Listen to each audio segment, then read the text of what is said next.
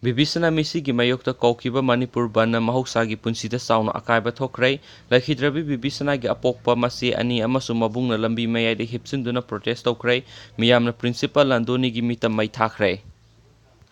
Standard Robert Higher Secondary School class 7 tamlibi mahairoi ningthaujam Babysana misi gi mayokta JAC agent magistrate date of ningthaujam Babysana sanu gi kौखिबा pung kunga mari gi Manipur banna mahausa gi punsida sauna akaiba thokrai Laikhidrabi Babysana gi apokpa ningthaujam Tomsau masi ani amasung mabungna thangmaiban gi lambi mayai hipsinduna achumba langla langjin puthokpiyu akoibusu hatokpiro haiduna protest tokrai miyamna Standard Robert Higher Secondary School gi principal PS Landoni gi mitam mai thakre JC na kौखिबा pung kunga mari gi ban manungda Imphal gi maruoiba kaithel sing kanakide dukan sing thong lonaki mahisang sing hangnakide laingak ki loisang sing dasu employee sing thabak kab gi sang nemki lambi da passenger puba gari sing sena khide adumapu ban manungda pamdaba thaudok thokpagi paudi laikhide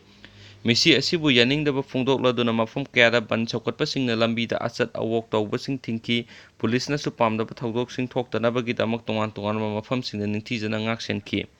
singjamai kaithel kongba laikai kaithel singmairong lamphel tera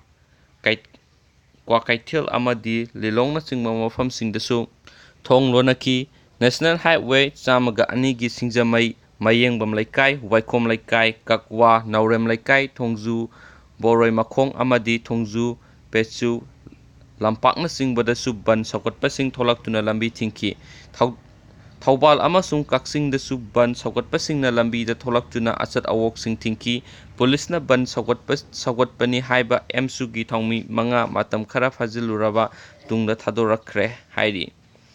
Tidim lambi dasu ban sakotpa singna mafam kaya da lambi thingki Nambol Bisnupur Ningthaukhong Moirang Wangu Kumbi Kaithel na singba singdasu ban sakotpa singna lambi thingki dukan sing thong hanghanakide mayai lambi gi Samurau Wangoi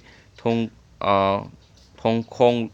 Lakshmi Bazar Mayang Imphal amadi Sekmaijin Bazar na singmudasu dukan thong hangnakide Khurai Lamlong Imphal Ukhul lambi amadi Imphal Dimapur lambi gi tongan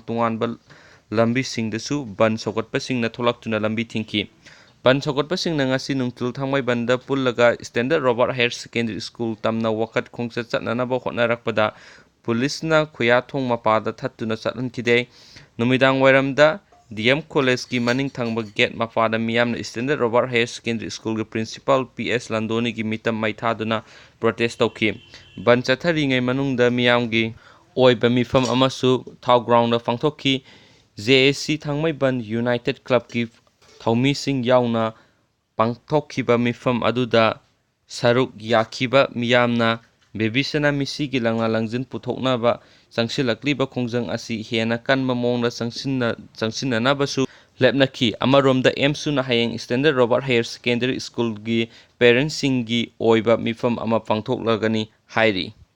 atop kangudagi phongdorakpa paodam chapchaba report puthoktriba fawba lepa laitana khongjang changsilagani JSCC Sayol faraba fawbada karigi langla langjin puthokpa ngamdribano Joy Kishan Police na UD case lokholambadagi regular FIR lokhatkhrei warden ani surender torakpadagi police na faraga court puthorakhre yam nungaiba pauni warden ani surender torakpadagi police na faraga court puthokre makha taba pawngai minasi ma'am